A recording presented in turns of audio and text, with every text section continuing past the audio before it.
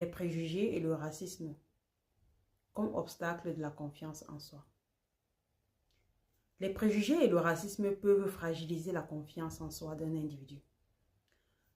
À partir du moment où l'on n'est pas apprécié à sa juste valeur, ceci fragilise parfois ce ressenti que nous avons. Alors, comme astuce, j'aimerais ici te citer 5 astuces que moi-même j'applique en fait dans mon quotidien, de telle sorte que cela ne te fragilise pas beaucoup. De telle sorte que tu puisses encore te sentir fort, bien que dans certaines circonstances, tu aimerais lâcher prise.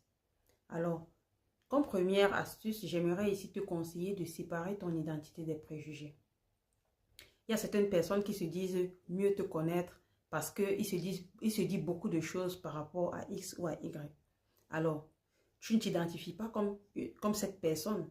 Tu ne rentres pas dans cette catégorie. Ça, c'est ta vision à toi, ta manière de voir les choses, puisque tu te connais mieux de toutes les façons que toute personne qui supposerait te connaître mieux que toi-même. Alors, ne rentre pas dans des préjugés. Il faut savoir faire la part des choses. Laisse parler les gens, comme l'a dit l'un de nos musiciens. Alors, apprends à séparer les préjugés de ton identité. La deuxième astuce, ne normalise pas la violence symbolique. À quelques reprises, tu vas te rendre compte que on t'envoie parfois des micro-pics, des petites attaques, des provocations. Et tout ceci, en fait, pourrait entraîner, comment dire, une chute accrue de ta confiance en toi.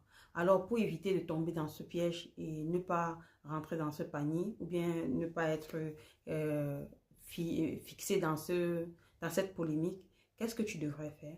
Tu devrais simplement parfois ne pas réagir à certaines provocations, à certaines remarques, à certains, je ne dirais pas ici compliments, mais je dirais des provocations déplacées.